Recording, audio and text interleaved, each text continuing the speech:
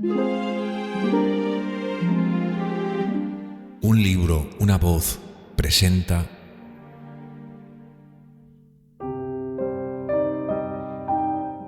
La Dama de Blanco, una novela escrita por Wilkie Collins.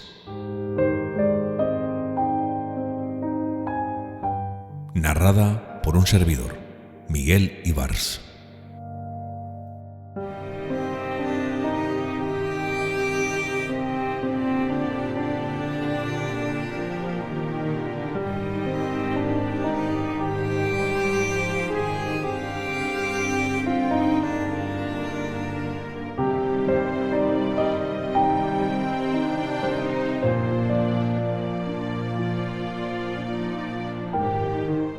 Episodio 16. Capítulo 8. Antes de que llegara a la esquina de la plaza, atrajo mi atención el ruido de una puerta que se cerraba en una de las casas que quedaban a mis espaldas. Volví la cabeza y vi a un hombrecillo de escasa estatura, vestido de negro, que estaba en el portal de la casa inmediatamente próxima a la morada de la señora Catterick. El hombre no dudó ni un momento sobre la dirección a seguir. Avanzó con rapidez hacia el recodo donde me había detenido. Reconocí en él al pasante que se había anticipado a mi visita a Blackwater Park y que intentó provocarme cuando le pregunté si se podía visitar la casa. Esperé, sin moverme, para ver si en esta ocasión su objetivo era acercarse a hablarme.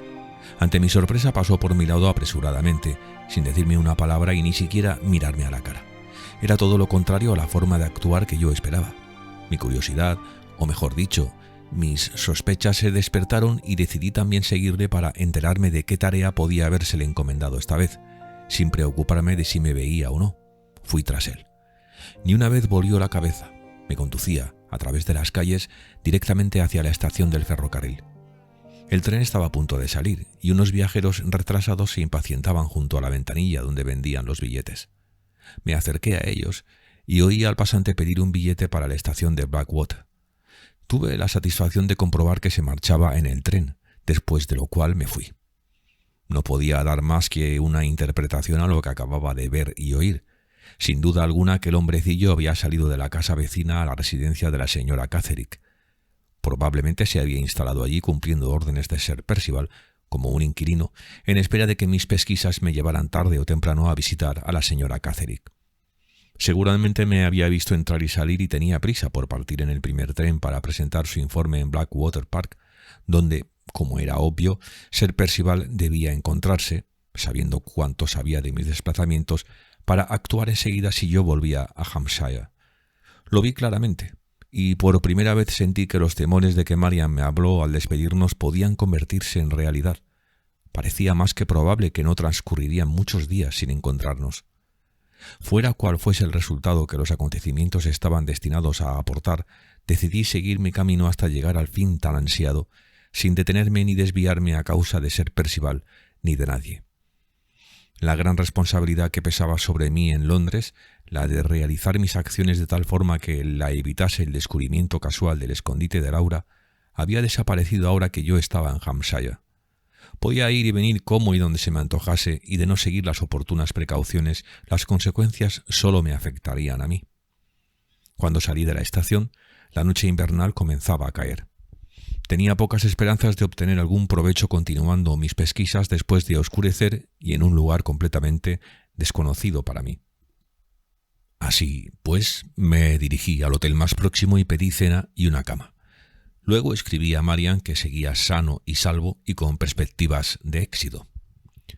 Al marcharme le había dicho que dirigiera su primera carta, que yo esperaba recibir por la mañana del día siguiente, a Correos Welmingham.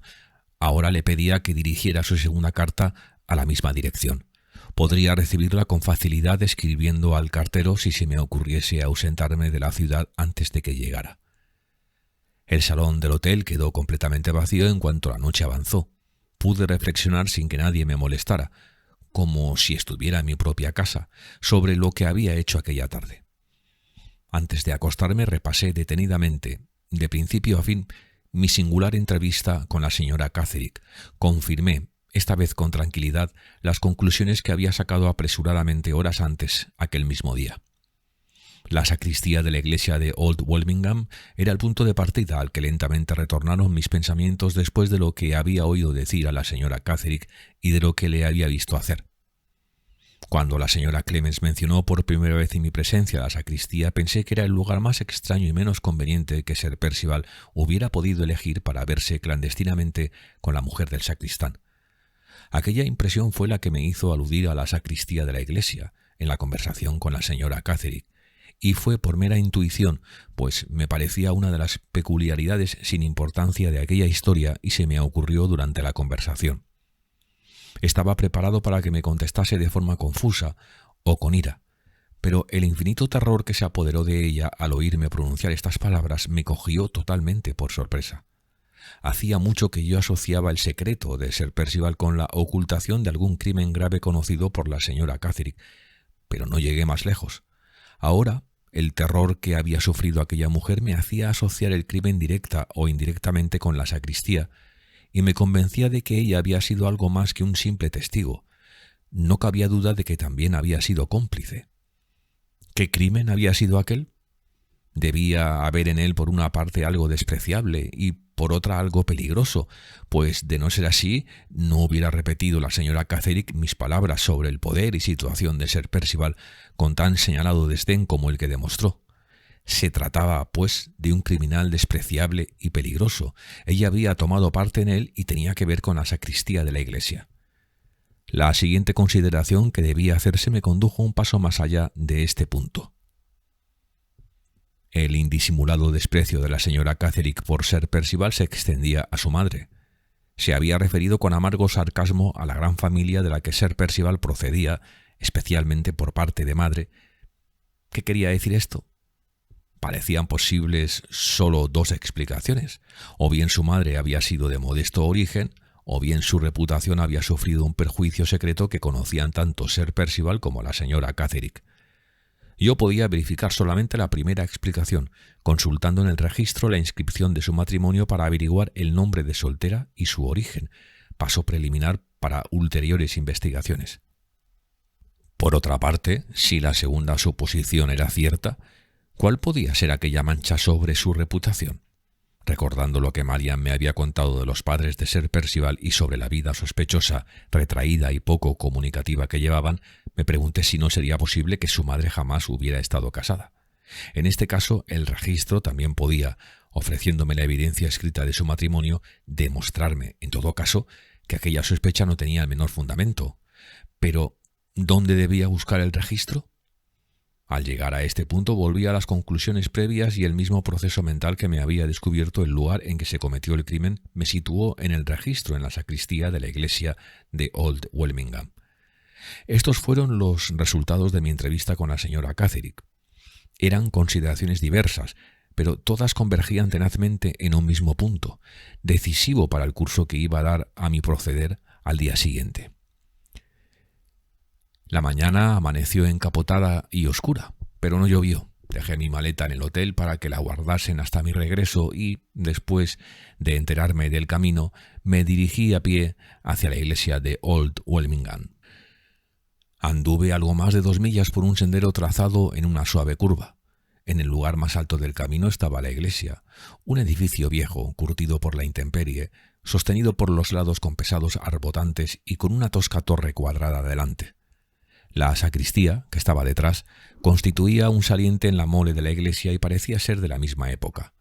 Alrededor del edificio, aquí y allá, se veían las ruinas del pueblo que la señora Clemens me había descrito como el lugar donde su marido pasó sus últimos años y que la mayor parte de sus habitantes había abandonado hacía mucho tiempo para instalarse en la nueva ciudad.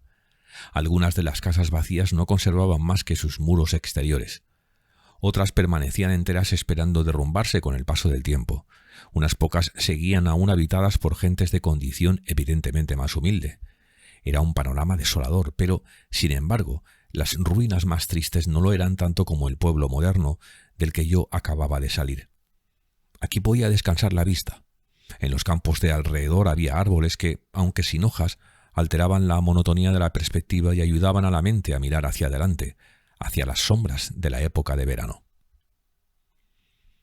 Cuando me alejé de la parte trasera de la iglesia y pasé junto a las primeras casas desmanteladas, buscando a alguien que pudiese indicarme dónde vivían el sacristán, vi a 2 hombres que, tras salir de detrás de una tapia, me siguieron.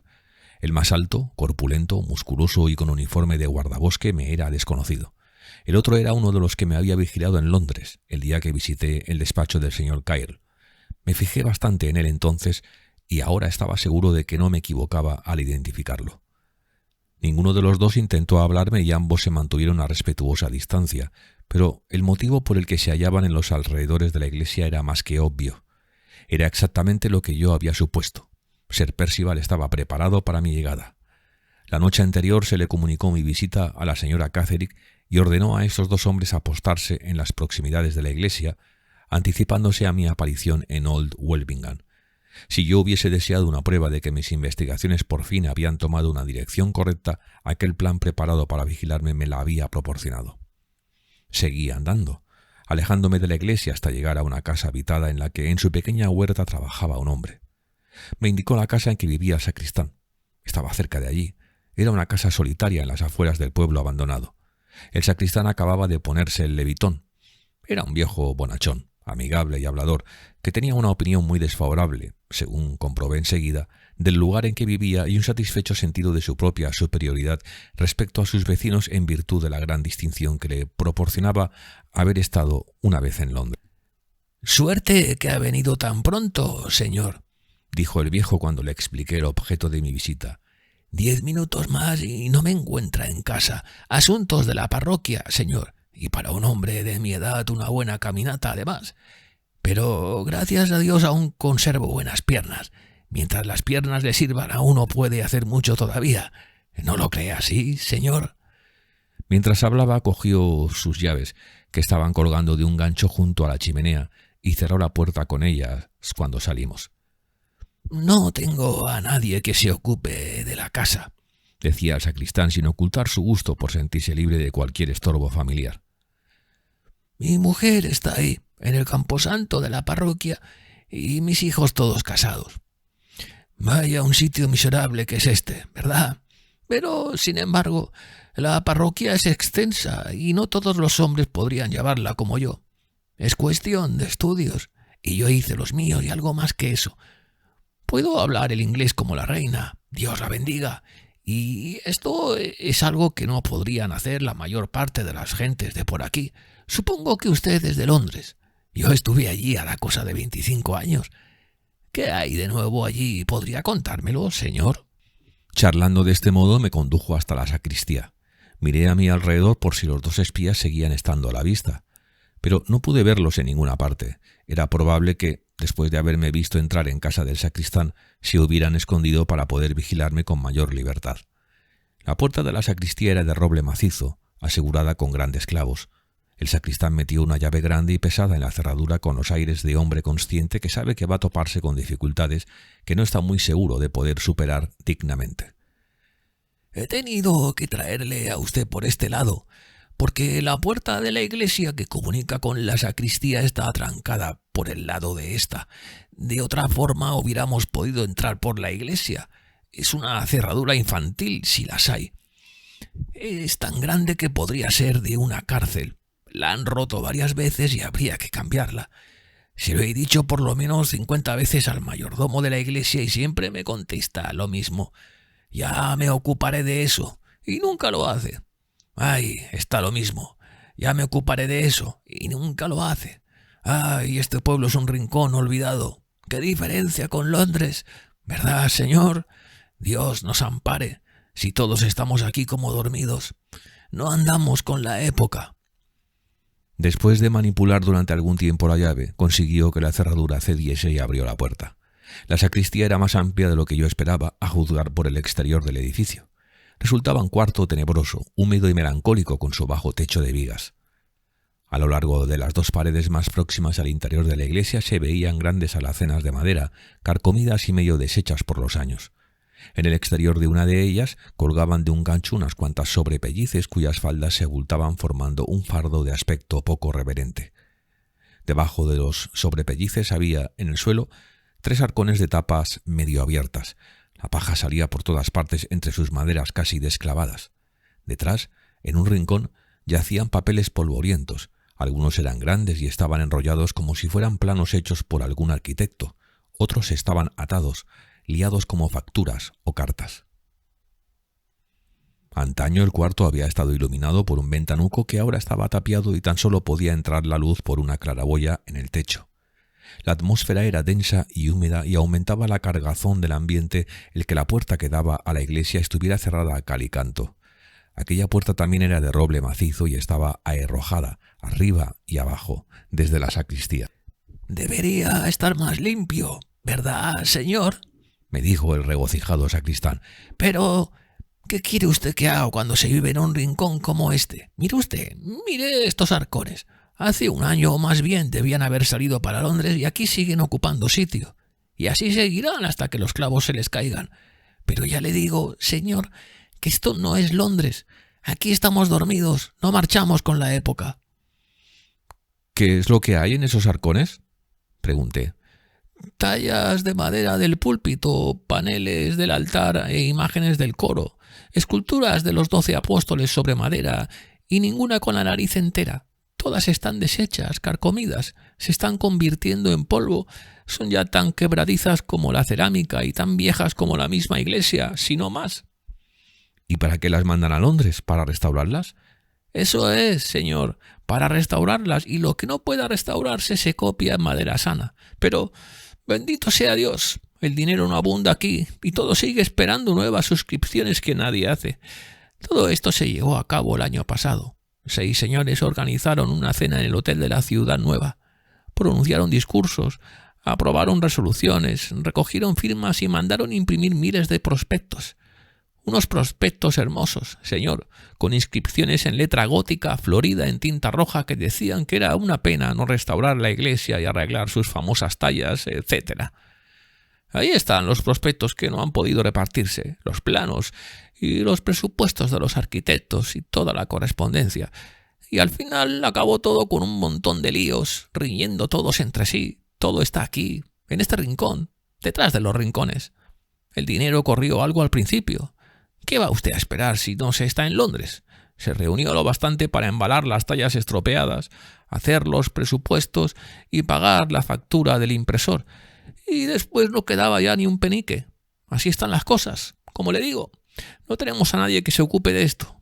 Ninguno del pueblo nuevo se interesa por instalarnos bien.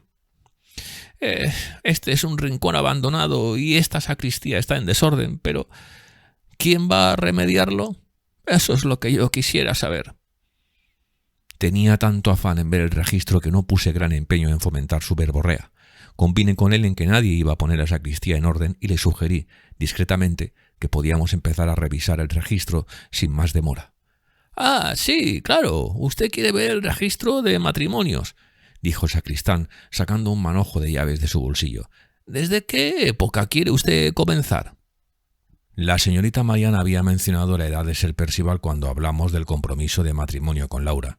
Entonces me había dicho que Sir Percival tenía 45 años. Hice mis cálculos teniendo en cuenta que había transcurrido un año desde que obtuve aquella información y deduje que debía haber nacido en 1804. Por tanto, yo debería empezar mi investigación desde esa época. «Quisiera empezar desde 1804», dije. «¿De ahí para atrás o de ahí en adelante?», preguntó el sacristán. «De esa época para atrás». Abrió la puerta de una de las alacenas, de la que colgaban las sobrepellices, y sacó un voluminoso libro con una mugrienta encuadernación de cuero pardo. Me sorprendió la falta de seguridad del lugar en que se guardaba el registro. La puerta de la alacena estaba desvencijada y vencida por los años. El candado era de los más corrientes. Yo podría forzarlo fácilmente con ayuda de un bastón de paseo que tenía en la mano.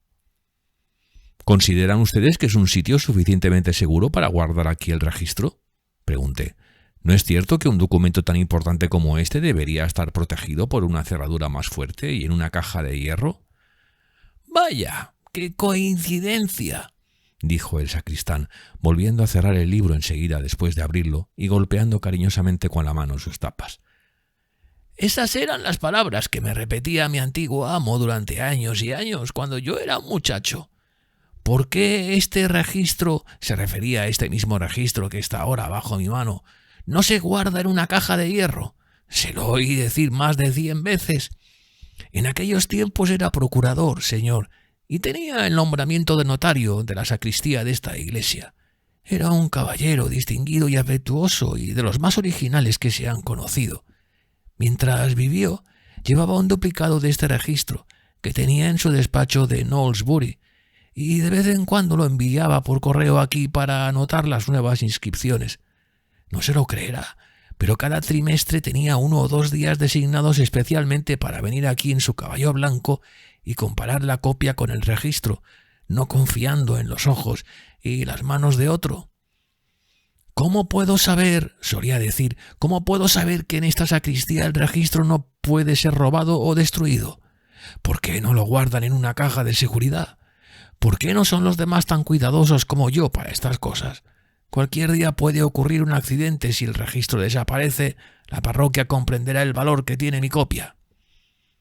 Después de decir esto solía tomar su polvo de rapé y mirar a su alrededor con la prestancia de un loco.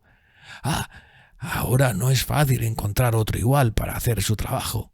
Puede usted ir a Londres y no encontrará a otro como él, ni siquiera allí. ¿Qué años me ha dicho usted, señor? ¿1800 qué? 804, contesté, decidiendo en mi interior que no le daría al viejo más oportunidades de hablar hasta que yo hubiese terminado con la revisión del registro.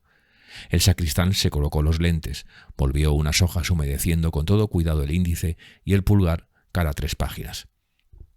«Aquí está, señor», me dijo dando otro golpecito cariñoso al libro abierto. «Este es el año que desea».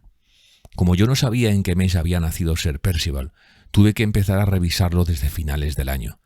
Las anotaciones del registro estaban hechas a la antigua, en hojas en blanco, señalando la separación entre cada asiento con líneas en tinta al final de cada uno de ellos. Llegué a comienzos del año 804 sin haber encontrado la anotación del casamiento y seguí buscando en el diciembre del 803, luego en noviembre y octubre, luego... No tuve que buscar en el mes de septiembre. Bajo el encabezamiento de aquel mes encontré el casamiento. Examiné la anotación detenidamente. Se hallaba al final de una página y a falta de espacio estaba escrita de tal modo que ocupaba menos sitio que las inscripciones de casamientos anteriores. La que le precedía llamó mi atención porque el nombre de pila del novio era el mismo que el mío. La que le seguía encabezaba la página siguiente. Se destacaba por otra parte porque ocupaba mucho más sitio. Allí estaba registrado el matrimonio de 2 hermanos en la misma fecha. El asiento del matrimonio de Sir Felix Clyde no tenía nada de particular, de no ser la estrechez de espacio en que lo habían metido al final de una página. La declaración referente a su mujer era la que suele darse en casos semejantes: Cecilia Jane Elster, de Parkview Cottage, Knowlesbury, hija única del difunto Patrick Elster, antiguo señor de Bath. Apunté todos los detalles en mi libreta, lleno de dudas y de descorazonamiento, pensando en lo que debía emprender ahora. El secreto que yo creía tener entre las manos parecía estar más lejos que nunca de mi alcance. ¿Qué pruebas de que había algún misterio inexplicable me había dado aquella visita a la sacristía? No veía pruebas algunas por ninguna parte. ¿Qué había adelantado en mis sospechas para descubrir la mancha que empañaba la buena fama de la madre de Sir Percival? El único hecho que acababa de comprobar aseguraba y afirmaba su honra. Nuevas dudas, nuevas dificultades. ¿Qué debería hacer ahora? Veía ante mí en una interminable perspectiva que la única solución inmediata que me quedaba parecía ser esta. Debía indagar sobre la señorita Elster de Knowlesbury, confiando en la posibilidad de acercarme al objetivo principal de mi investigación si antes descubría el secreto del desprecio de la señora Catherine hacia la madre de Sir Percival. ¿Ha encontrado lo que deseaba, señor?, me preguntó el sacristán al verme cerrar el libro.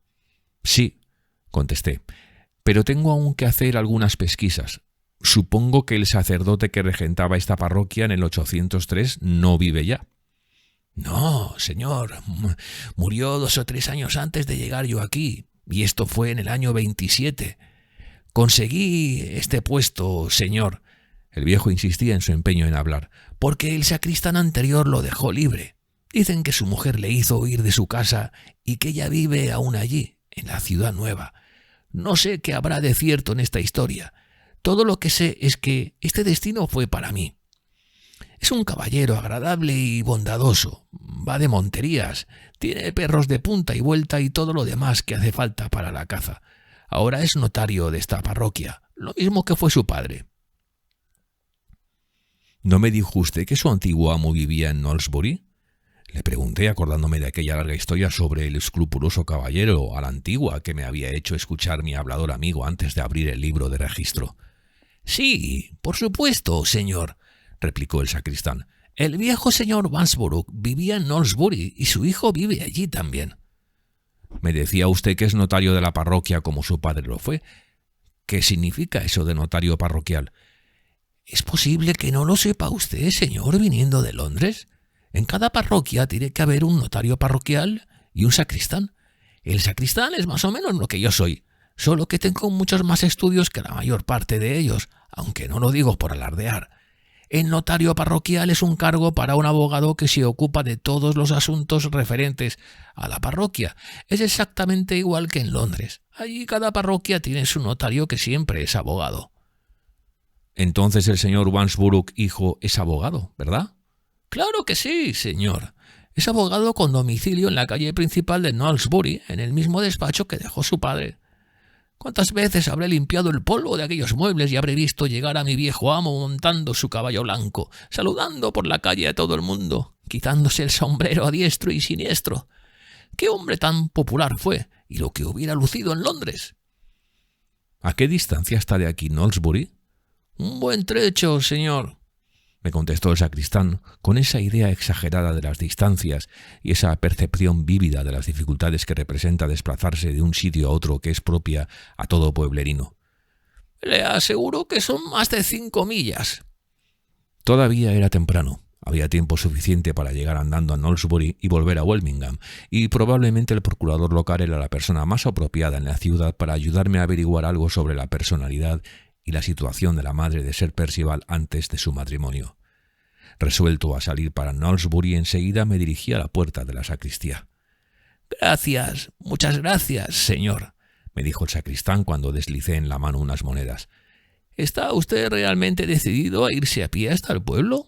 Bien, usted tiene buenas piernas y eso es una bendición, ¿no es cierto? Esa es la carretera, no tiene pérdida. Me gustaría poder acompañarle porque es un placer encontrar a un caballero de Londres en un mísero rincón como este. Así se entera uno de las cosas. Buenos días y gracias otra vez, señor». Nos separamos. Cuando dejé la iglesia atrás, me volví. Los dos hombres estaban de nuevo en el camino de abajo y hablaban con un tercero. Este era el hombrecito de negro a quien había seguido hasta la estación la noche anterior. Los tres se quedaron hablando un rato y luego se separaron. El hombre de negro se dirigió solo hacia Welmingham y los otros dos siguieron juntos, esperando obviamente que me alejase para seguirme después. Continué mi camino aparentando no haberlos visto. En aquel momento su presencia no me irritó, más bien avivó las esperanzas que ya iba perdiendo. Con la sorpresa de haber descubierto el testimonio de aquel casamiento, había olvidado la conclusión que había sacado al ver por primera vez a aquellos hombres en la cercanía de la sacristía. Su nueva aparición me recordó que Sir Percival había previsto mi visita a la iglesia de Old Welmingham como primer resultado de mi entrevista con la señora Catterick. De no ser así, no hubiera situado allí a sus agentes para que me esperasen. Aunque lo que vi en la sacristía parecía coherente y claro, algo falso se ocultaba tras ello. En el libro de registros había algo que yo no había descubierto aún. «Debo volver», me dije al dirigir una mirada de despedida a la torre de la vieja iglesia. «Debo molestar al servicial viejo una vez más para que vuelva a luchar con la cerradura perversa y abra la puerta de la sacristía».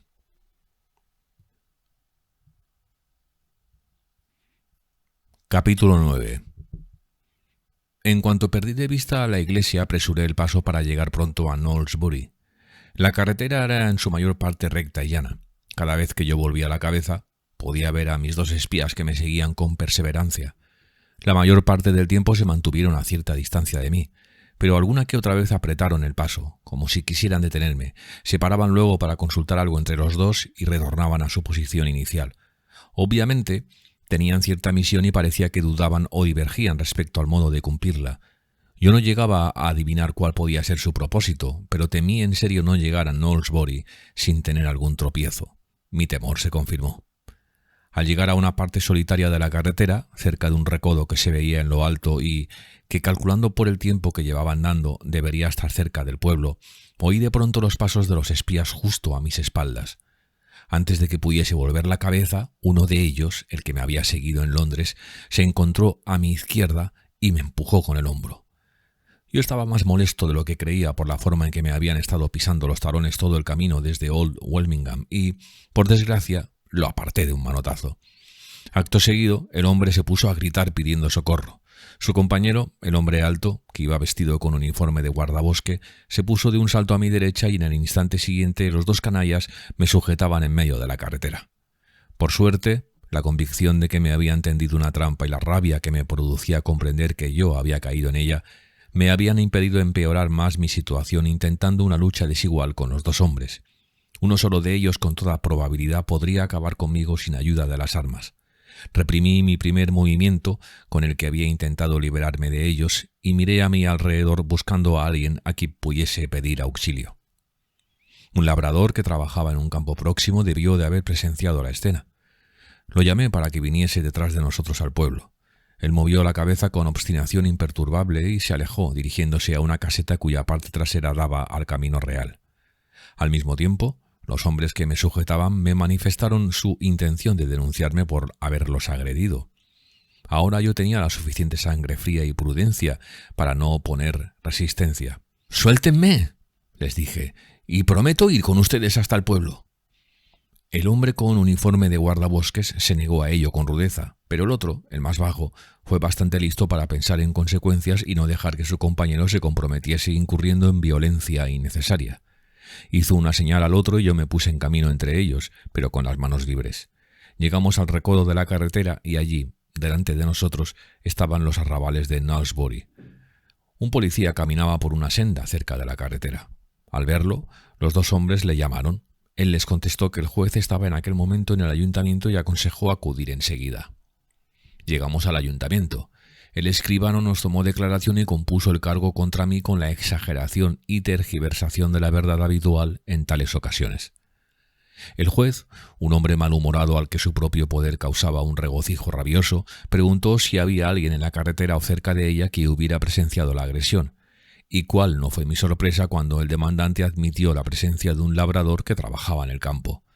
Sin embargo, las siguientes palabras del juez me indicaron el porqué de aquella declaración. Mandó enseguida llevarme a la cárcel hasta que apareciese el testigo, y al mismo tiempo me dijo que estaba dispuesto a dejarme en libertad condicional si yo pudiese presentar alguna garantía segura de que comparecería en el juicio. Si me hubieran conocido en la ciudad, me habría liberado confiando en mi palabra, pero tratándose de un perfecto desconocido, era necesario encontrar un fiador de confianza. Ahora comprendí el objeto de aquella estratagema. Todo estaba organizado de tal modo que me encarcelaran en un pueblo donde nadie me conocía y donde yo no podía esperar que alguien me avalase. Mi encarcelamiento no se prolongaría más de 3 días, hasta que se celebrase la próxima sesión del tribunal. Pero, entre tanto, mientras yo estaba en la cárcel, Sir Percival podía emplear cualesquiera medios para entorpecer mis futuras investigaciones y tal vez conseguir que no lo descubriese jamás, todo ello sin tener obstáculo alguno por mi parte. Al transcurrir los 3 días, el cargo, sin duda, sería retirado y la presencia del testigo se haría completamente innecesaria. Mi indignación, casi debería decir que mi desesperación, ante esta maligna traba que me impedía todo avance, tan primitiva e insustancial en sí, pero tan descorazonadora y tan seria en cuanto a sus probables resultados, al principio me dejó incapaz de buscar medios para salir del trance en que me encontraba. Llegué a pedir papel y tinta y a pensar en comunicar privadamente al juez mi verdadera situación. La inutilidad y la imprudencia de este paso no se me presentaron hasta que escribí las primeras líneas de la carta. Solo cuando aparté el papel, aunque me avergüenza decirlo, fue cuando la consciencia de mi impotencia me había dominado casi. Se me ocurrió un curso de acontecimientos que Sir Percival probablemente no había previsto y que podría devolverme mi libertad en pocas horas. Decidí hacer saber mi situación al señor Dawson de Oak Lodge.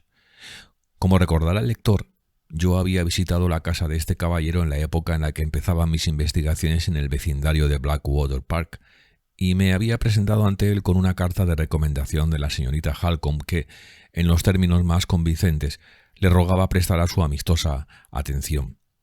Ahora escribí recordándole aquella carta y lo que ya le había dicho sobre el carácter delicado y peligroso de mis investigaciones.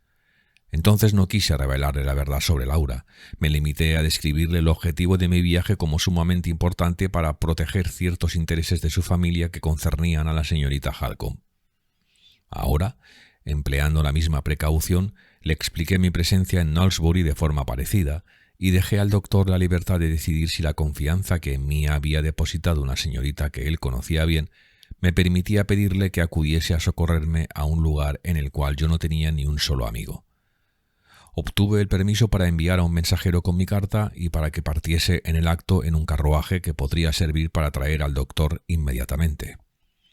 Oak Lodge estaba en la misma parte de Blackwater Park que Knowlesbury. El cochero me dijo que podía llegar allí en 40 minutos y que tardaría otros 40 en traer al señor Dawson. Le ordené salir en busca del doctor, donde quiera que estuviera, si no lo encontraba en casa, y me senté a esperar el resultado armándome de paciencia. No eran la 1:30 cuando el mensajero se puso en camino. Antes de las 3:30 volvió trayendo consigo al doctor. La amabilidad y la gentileza del señor Dawson, que le hacían tratar mi petición de auxilio urgente como una cuestión de deber, me conmovieron profundamente. El aval requerido se ofreció y fue aceptado de inmediato. Antes de las 4 yo era de nuevo un hombre libre y estrechaba con gratitud la mano del buen viejo en las calles de Knowlesbury.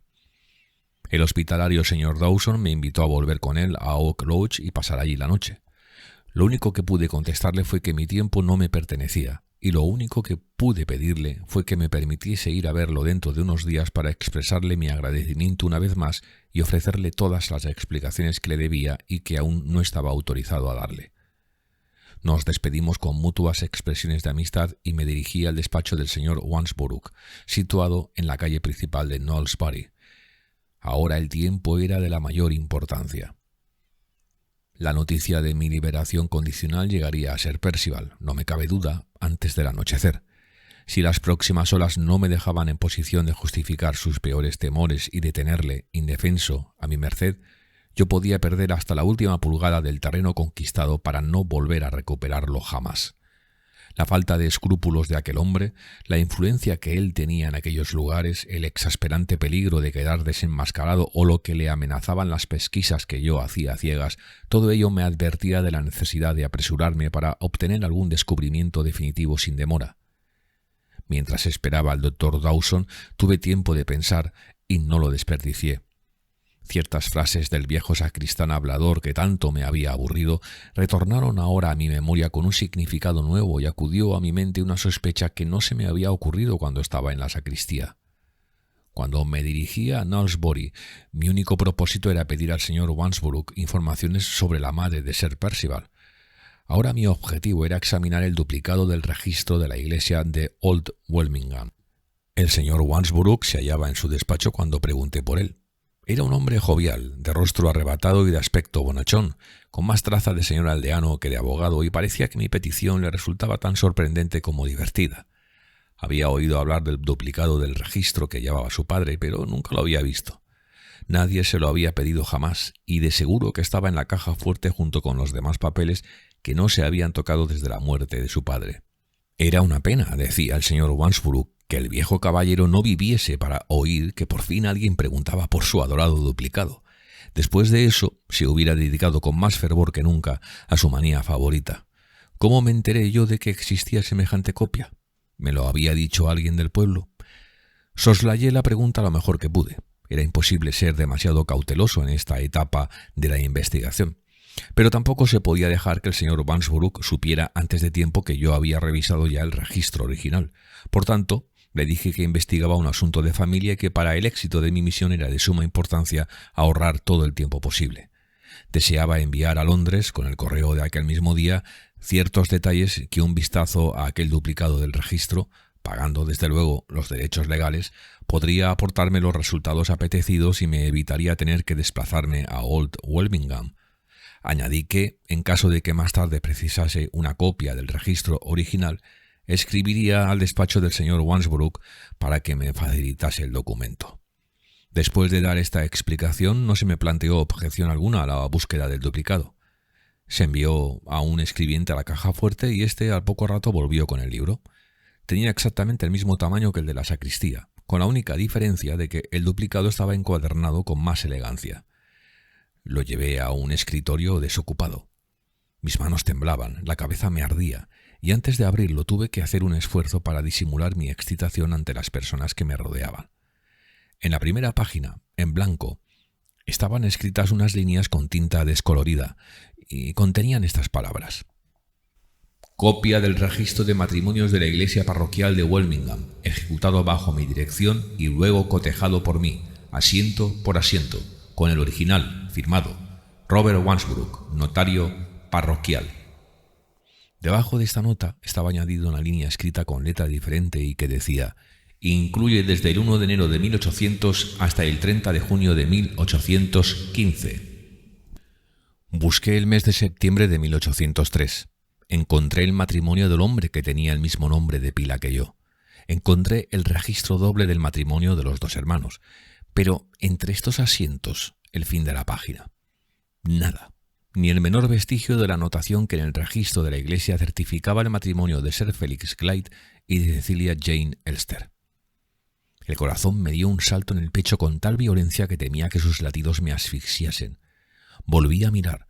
No podía dar crédito a lo que estaban viendo mis ojos. No existía la menor duda. Este casamiento no estaba inscrito. Los asientos de la copia ocupaban exactamente los mismos sitios que en el registro original. El último asiento de una página era el del hombre que tenía el mismo nombre de pila que yo, y debajo de él había un espacio en blanco. Era indudable que lo habían dejado porque allí no podía caber el asiento de los matrimonios de los dos hermanos, que tanto en el original como en el duplicado encabezaban la página siguiente. Este trozo de papel blanco descubría toda una historia. Así debía haber estado en el registro de la parroquia desde 1803, cuando se celebraron los matrimonios, y se copió en el duplicado hasta 1827, cuando Sir Percival apareció en Old Bellingham. Aquí, en Knowlesbury, se escondía la copia que probaba la falsificación. Allí, en Old Bellingham, en el registro de la iglesia, se perpetró la falsificación. Mi cabeza me daba vueltas. Tuve que apoyarme sobre el escritorio para no caer. De todas las sospechas que aquel hombre exasperado había suscitado en mí, ninguna se había aproximado a la verdad. La idea de que él no fuese Sir Percival Clyde y que no tuviera más derecho a la baronía y a la posesión de Blackwater Park que el más humilde de los labradores que trabajan en sus campos, jamás se me había pasado por la imaginación. En algún tiempo creí que podía ser el padre de Anne Catterick, luego creí que podía haber sido su marido, pero el delito de que realmente era culpable había quedado siempre fuera del alcance de mi imaginación. Los medios despreciables por los que se había efectuado el fraude, la magnitud y la osadía del crimen que el fraude representaba, el horror de las consecuencias que conllevaba su descubrimiento me abrumaban. ¿Quién iba a asombrarse ahora del feroz desasosiego de la vida del truán, de sus desesperadas transiciones de abyecta duplicidad a violencia irrefrenable, de la locura de conciencia culpable que le había hecho encerrar a Anne Catterick en un manicomio y le había conducido a la vil conspiración contra su mujer al sospechar que ésta y la otra conocían su terrible secreto? Años atrás, la revelación de este secreto pudiera haberle llevado a la horca. En la actualidad podía significar el destierro vitalicio. Esa revelación, aun cuando las víctimas de sus atropellos le quisieran evitar los rigores de la ley, le despojaría de golpe de su nombre, de su rango, de sus propiedades y de toda aquella existencia social que había usurpado. Este era el secreto y yo lo conocía. Una palabra mía y se vería desposeído de su palacio, sus tierras y sus títulos. Una palabra mía y se convertiría en un proscrito, sin nombre, sin un céntimo y sin amigos. Todo el porvenir de aquel hombre dependía de mis palabras, y en estos momentos él lo sabía tan bien como yo. Este último pensamiento me hizo volver en mí. Intereses mucho más valiosos que los míos estaban supeditados a la cautela que debía guiar mis pasos más irrelevantes. No existía en el mundo traición que Sir Percival no fuera capaz de dirigir en contra mía. En medio de los peligros y lo desesperado de su situación, no se detendría ante riesgo alguno, no retrocedería ante cualquier crimen, ni vacilaría ante nada para quedar a salvo. Reflexioné unos minutos. Antes que nada necesitaba procurarme una prueba escrita del descubrimiento que acababa de hacer y, en el caso de que me sucediese algún contratiempo, dejar esta evidencia fuera del alcance de Sir Percival Grade. El duplicado del registro estaba, sin duda, bien protegido en la caja fuerte del señor Wansbrook, pero el original del registro, como había podido comprobar con mis propios ojos, estaba mucho menos seguro en la sacristía. Ante esta contingencia, resolví volver a la iglesia, encontrar al sacristán y hacer el extracto necesario del registro antes de acostarme. No era consciente entonces de que se precisaba una copia legalizada y de que ningún documento simplemente escrito con mi mano pudiera tener el valor de prueba que se requería. No era consciente de ello, y mi decisión de mantener mis acciones en secreto me impedían hacer preguntas que pudiesen proporcionarme la información necesaria. Mi única ansia era la de regresar a Old Welmingham. Expliqué como mejor pude la alteración de mi rostro y mis gestos que el señor Wansbrook había notado. Dejé sobre su mesa el importe de los derechos y anuncié que le escribiría dentro de unos días, y salí de su despacho con la mente alterada y la sangre hirviendo en mis venas. Empezaba a oscurecer. Se me ocurrió que era probable que me siguieran de nuevo y que podían agredirme otra vez en el camino real. Mi bastón de paseo era muy ligero, de poca o nula utilidad para defenderme. Antes de salir de Knowlesbury me detuve y compré un fuerte garrote rústico, corto y con un pomo pesado. Con esta arma casera, si alguien intenta dispararme, yo podría impedírselo. Si me atacase más de uno, debería huir. De colegial era yo un notable corredor y no me había faltado ejercicio desde entonces, durante mis experiencias en América Central. Salí del pueblo a paso ligero manteniéndome en el centro de la carretera. Lloviznaba y con la niebla no era posible comprobar durante la primera mitad del camino si alguien me seguía, pero en la segunda mitad, cuando calculaba que estaría a unas 2 millas de la iglesia, vi a un hombre que corría atrás de mí, en medio de la lluvia, y luego oí el ruido de un portillo que se cerraba bruscamente a un lado de la carretera. Yo seguí mi camino, con el garrote preparado en mi mano, oídos aguzados y esforzándome por ver a través de la niebla y la oscuridad. Antes de que hubiese avanzado 100 pasos, escuché un rumor al borde de la carretera, a mi derecha, y 3 hombres se abalanzaron sobre mí. Al instante me aparté del centro del camino. Los 2 hombres que iban delante cayeron antes de que tuvieran tiempo de detenerse. El tercero fue rápido como un rayo. Se detuvo, dio la vuelta y me asestó un golpe con su bastón. Lo había dirigido al azar y no resultó un golpe severo. Cayó sobre mi hombro izquierdo. Se lo devolví con fuerza apuntando a su cabeza. Se tambaleó y tropezó con sus 2 compañeros en el preciso momento en que éstos se arrojaban sobre mí. Esta circunstancia me dio un instante de ventaja. Me deslicé junto a ellos y eché a correr por el centro de la carretera. Los 2 hombres que no estaban heridos me perseguían. Ambos eran buenos corredores. La carretera era lisa y durante los primeros minutos yo tenía la conciencia de que no lograba ganarles terreno. Era peligroso correr mucho tiempo en la oscuridad. Apenas podía distinguir la confusa línea negra de los vallados a ambos lados de mí y cualquier obstáculo accidental que encontrara en el camino me haría caer. De repente sentí que el terreno cambiaba. Tras un recodo hubo un descenso y luego una subida. Cuesta abajo los hombres se me acercaron, pero cuesta arriba yo logré aumentar la distancia.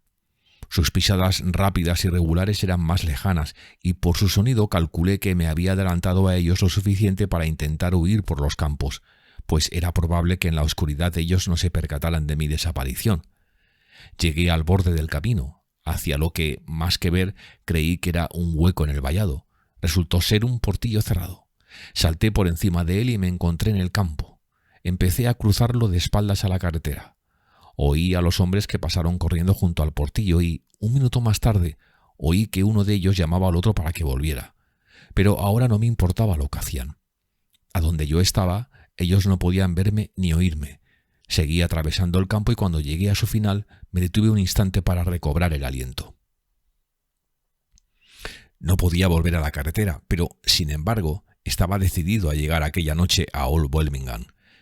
La luna y las estrellas no aparecieron en el cielo para guiarme. Tan solo sabía que el viento y la lluvia me azotaban de espalda cuando salí de Knowlesbury, y si ahora seguían dándome en la espalda, podía estar seguro por lo menos de que no avanzaba en dirección opuesta. Crucé la campiña, sin encontrar otros obstáculos que vallados, zanjas y matorrales que de cuando en cuando me obligaban a desviarme brevemente hasta que me encontré en la cuesta de una colina y el terreno que pisaba descendía. Bajé hasta el fondo del barranco. Me abrí paso en una valla y salí al camino. Como al dejar la carretera torcí a la derecha, ahora me fui a la izquierda, pensando volver a la ruta de la que me había apartado. Después de seguir los vericuetos del camino cubierto de lodo unos 10 minutos, vi una casa con la luz en una de sus ventanas. La puerta del jardín estaba abierta y entré enseguida para preguntar el camino. Antes de que pudiese llamar, la puerta se abrió de pronto y salió corriendo un hombre con una linterna encendida en la mano. Se detuvo y levantó la linterna para verme. Los dos estábamos sobresaltados. Mis andanzas me habían conducido hacia los arrabales del pueblo y había llegado a su extremo bajo. Estaba de nuevo en Old Welmingham y el hombre de la linterna no era otro sino mi conocido de aquella mañana, el sacristán de la parroquia. Su actitud había sufrido un extraño cambio desde que lo había visto por última vez. Parecía receloso y desconcertado. Sus mejillas rosadas estaban congestionadas y las primeras palabras que me dirigió fueron incomprensibles para mí. —¿Dónde están las llaves? —me dijo. —¿Las ha cogido usted? —¿Qué llaves? —repetí yo. —Acabo de venir de Knowlesbury. ¿A qué llaves se refiere? —A las llaves de la sacristía. Dios nos ampare y nos proteja. ¿Qué voy a hacer? Las llaves han desaparecido. ¿Comprende? —gritaba el viejo con desesperación, sacudiendo delante de mí su linterna. —¡Las llaves! —¿Cómo? ¿Cuándo? ¿Quién pudo haberlas cogido? —No lo sé —dijo el sacristán, mirando aterrorizado la oscuridad que le rodeaba. —Acabo de entrar en este momento. Le he dicho esta mañana que tengo mucho que hacer. He cerrado la puerta y he bajado la ventana y ahora está abierta. ¡Mire! Alguien ha entrado por ella y ha cogido las llaves. Se volvió para mostrarme la ventana abierta de par en par. La puertecita de la linterna se abrió cuando él se volvió bruscamente y el viento apagó la luz al instante. —Busque otra luz —le dije—, y vamos los dos a la sacristía. ¡Deprisa, deprisa! Le hice entrar en casa. Temí que la trampa que podía despojarme de todas las ventajas que había conseguido estuviera consumándose, quizá en aquellos instantes. Mi impaciencia por llegar a la iglesia era tan grande que no pude permanecer inactivo dentro de la casa mientras el sacristán volvía a encender la linterna. Salí fuera y por el sendero del jardín llegué al camino. Antes de que diese 10 pasos hacia adelante, un hombre, que venía en dirección opuesta de la que llevaba a la iglesia, se me acercó. Me dirigió unas palabras respetuosas cuando estuve delante. Yo no podía ver su rostro, pero a juzgar solo por su voz era un desconocido para mí. —Perdón, Sir Percival —comenzó a decir. Lo detuve antes de que continuase. —La oscuridad le ha confundido. Yo no soy Sir Percival. El hombre se cortó al instante. —Creí que era mi amo —murmuró con tono de confusión y de duda. —¿Esperaba usted encontrar aquí a su amo? —Me mandó que esperase en el sendero. Y diciendo esto volvió sobre sus pasos. Miré atrás hacia la casa y vi que el sacristán salía con la linterna encendida de nuevo. Cogí al viejo del brazo para ayudarle a caminar más deprisa. Nos apresuramos por el camino y pasando por delante del hombre que me había interpelado. Por lo que pude ver a la luz de la linterna, era un criado sin librea. —¿Quién es ese? —murmuró el sacristán. ¿Sabe algo de las llaves? —No esperemos a que nos lo diga —contesté—. Vámonos antes a la iglesia. Incluso en pleno día, la iglesia no se veía hasta que no se llegaba al final del camino. Cuando subíamos la cuesta que llevaba desde allí al edificio, uno de los chiquillos del pueblo se nos acercó, atraído por la luz que llevábamos, y reconoció al sacristán. —Yo creo, señor —dijo tirando respetuosamente la levita del sacristán—, que en la iglesia debe haber alguien. He oído cómo se abría la puerta y luego como con una cerilla se encendía la luz. El sacristán se estremeció y se apoyó sobre mí pesadamente. —Vamos, vamos —le daba yo ánimos—. Aún no es tarde. Cogeremos al hombre, sea quien sea. Sostenga la linterna y sígame lo más deprisa que pueda. Subí la cuesta corriendo. La mole oscura de la torre de la iglesia fue lo primero que distinguí vagamente sobre el cielo nocturno. Cuando me volví para dar la vuelta y llegar a la sacristía, oí unos pasos pesados que se me acercaban. El criado nos había seguido en nuestro camino a la iglesia. —No tenga miedo —dijo cuando me volví hacia él—. Solo estoy buscando a mi amo. El tono en que me habló dejaba ver claramente que estaba asustado. Yo no le hice caso y seguí andando. En cuanto doblé la esquina y me encontré frente a la sacristía, vi que la claraboya del techo estaba intensamente iluminada desde dentro. Resplandecía, deslumbrante, sobre el cielo sombrío y sin estrellas. Me precipité por el cementerio hacia la puerta. Al acercarme noté un extraño olor que inundaba el húmedo aire nocturno. Desde dentro de la sacristía me llegaba un ruido crepitante. Vi que la luz de arriba era cada vez más intensa. Uno de los cristales crujía. Corrí a la puerta y puse las manos sobre ella. La sacristía estaba ardiendo. Antes de que pudiera moverme, antes de que pudiera recobrar la respiración que se me cortó ante aquel descubrimiento, el terror me invadió cuando oí fuertes golpes contra la puerta que procedían del interior. Oí que la llave giraba con violencia en la cerradura. Oí una voz de hombre que detrás de la puerta lanzaba alaridos escalofriantes, pidiendo socorro. El criado que me había seguido retrocedió estremeciéndose y cayó de rodillas. «¡Dios mío! ¡Dios mío!», dijo él. «¡Es Sir Percival!». Cuando estas palabras salían de sus labios, el sacristán nos alcanzó, y en aquel mismo momento la llave giró en la cerradura produciendo un restallido por última vez. «El Señor se apiade de su alma», dijo el viejo. «Está condenado y muerto. Ha roto la cerradura». Me abalancé sobre la puerta.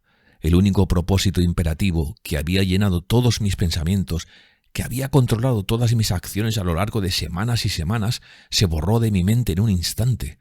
Todo recuerdo del agravio cruel que los crímenes de aquel hombre habían causado, del amor, de la inocencia, de la felicidad que había pisoteado despiadadamente, del juramento que yo me había hecho en mi corazón de someterlo al terrible escarmiento que él había merecido. Todo esto se esfumó de mi memoria como un sueño. No recordaba nada más que el horror de su situación, no sentí más que el impulso natural y humano de salvarle de aquella espantosa muerte. «¡Trate de forzar la otra puerta!», le grité. «¡Fuerce la puerta que da a la iglesia! Esta cerradura está rota. Si pierde un minuto más con ella es hombre muerto». Desde que la llave giró por última vez, no volvieron a escucharse nuevos gritos de socorro. Ahora no llegaba sonido alguno que indicase que continuaba con vida. No oía más que el crepitar creciente de las llamas y los sonoros estallidos de los cristales de la claraboya. Me volví y miré a mis dos acompañantes. El criado se había puesto de pie. Había cogido la linterna y la levantaba con un gesto absurdo, alumbrando la puerta. El terror parecía haberlo sumido en un estado de idiotez absoluta y no hacía más que seguirme como un perro a cada paso que daba. El sacristán se había acurrucado sobre una de las sepulturas, estaba temblando y lamentándose para sí mismo. Con dirigirles una mirada, comprendí que ninguno de los dos era capaz de hacer algo. Sin saber apenas qué hacía, obedeciendo al primer impulso que me acometió, así en mis manos al criado y lo empujé hacia la pared de la sacristía. «¡Agáchate!», le dije, «y apóyate en las piedras. Quiero subir al tejado. Voy a romper la claraboya para que le entre un poco de aire».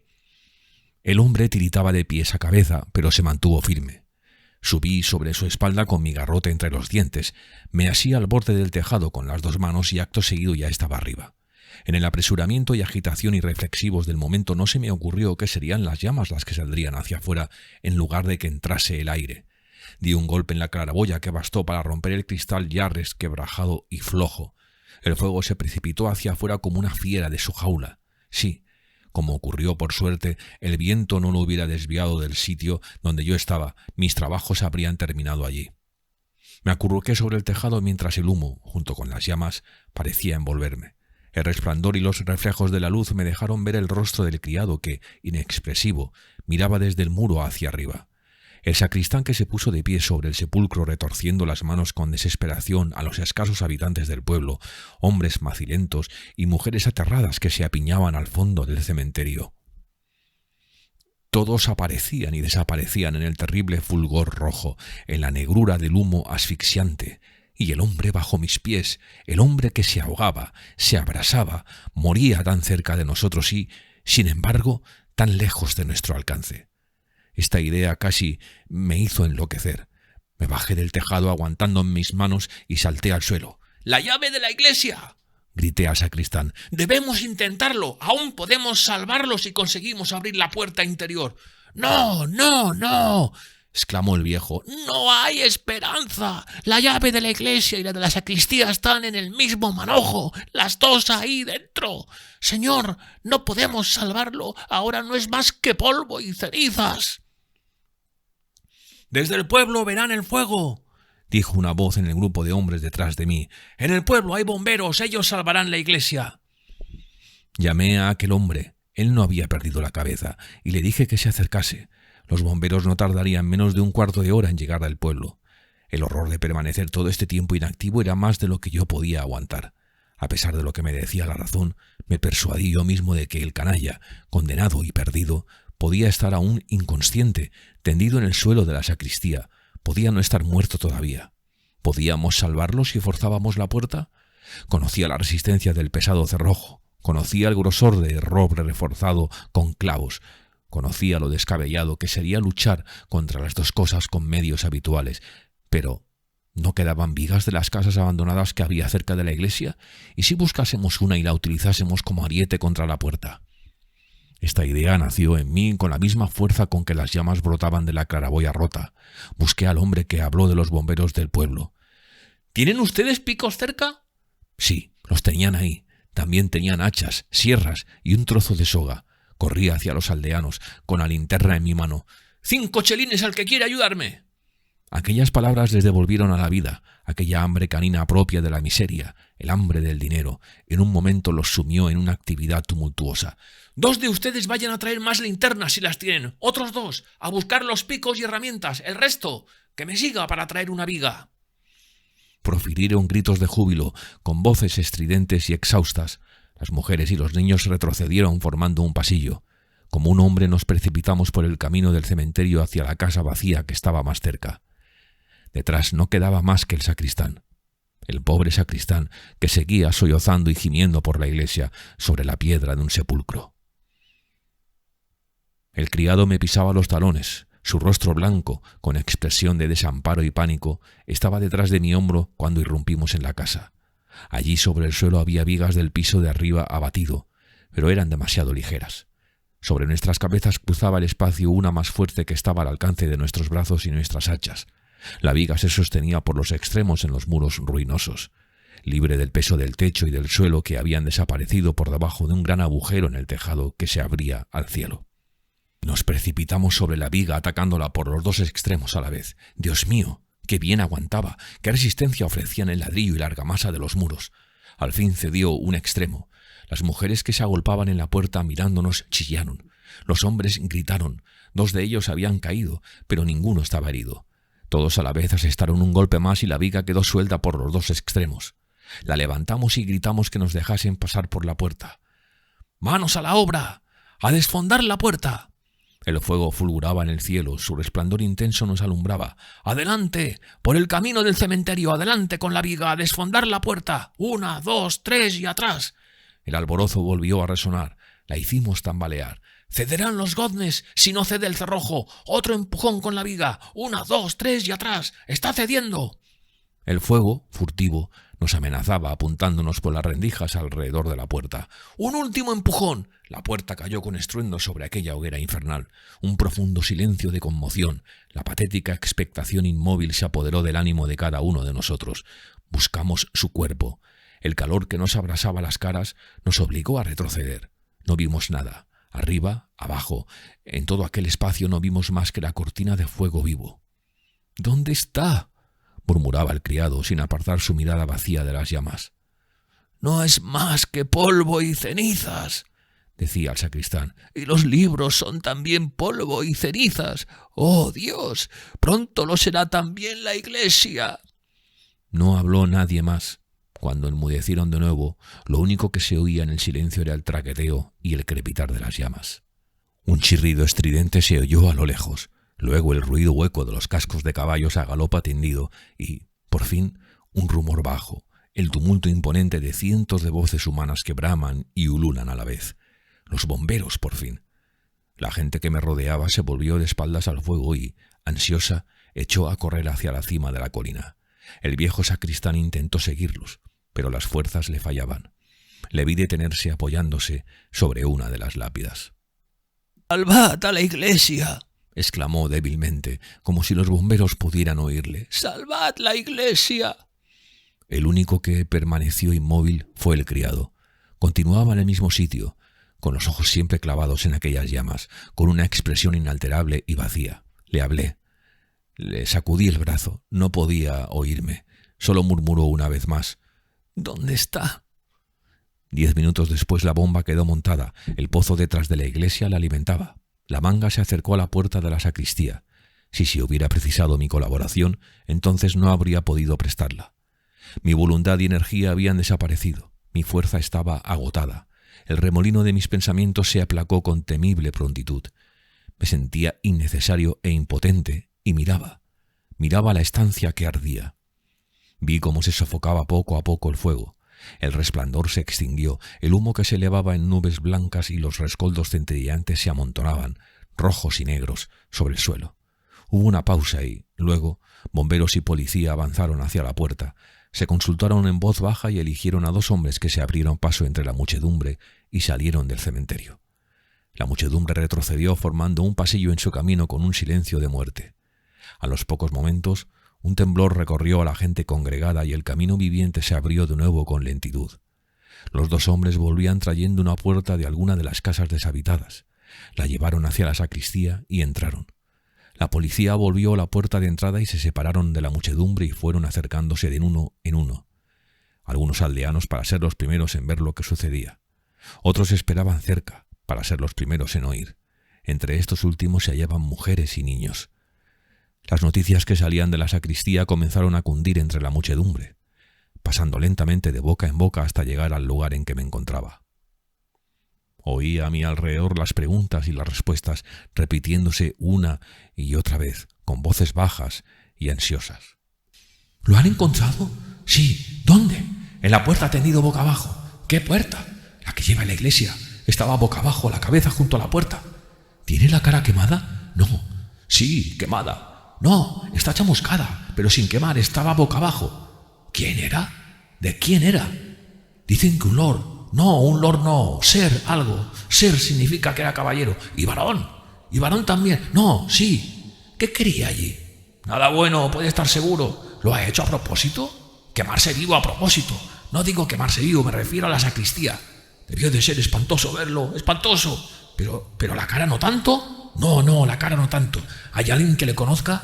Ahí está un hombre que dice conocerlo. ¿Quién es? Dicen que un criado, pero ha quedado fuera de sí y la policía no le cree. ¿No hay nadie más que le conozca? Chitón. ¿Dónde está el caballero que intentó salvarle?, dijo la voz. Aquí está, señor. Aquí está. Docenas de rostros ansiosos se volvían hacia mí. Docenas de brazos ansiosos se levantaron de la muchedumbre. El hombre dotado de autoridad se acercó a mí con una linterna en la mano. «Sígame, por favor», dijo reposadamente. No fui capaz de contestarle, ni fui capaz de resistirme cuando me cogió por un brazo. Quise decirle que jamás había visto a aquel hombre vivo, que era imposible que yo, un desconocido, lo identificase. Pero las palabras no salieron de mis labios. Me sentía desfallecido, mudo e inútil. «¿Lo conoce usted, señor?». Yo estaba en medio de un círculo de hombres. 3 de ellos, que estaban enfrente, inclinaban sus linternas hacia el suelo. Sus ojos y los ojos de todos los demás se clavaban en mi rostro en silente expectación. Yo sabía qué había a mis pies. Yo sabía por qué bajaban sus linternas hacia el suelo. «¿Puede usted identificarlo, señor?». Mi mirada bajaba lentamente. Al principio no vi más que un lienzo vasto. En medio del terrorífico silencio se oía caer sobre él gotas de lluvia. Deslicé mi mirada a lo largo del lienzo y al final estaba rígido, torvo y negro bajo la luz amarillenta, su rostro muerto. Así lo vi, por primera y última vez. El designio del Señor dispuso que hubiéramos de encontrarnos así.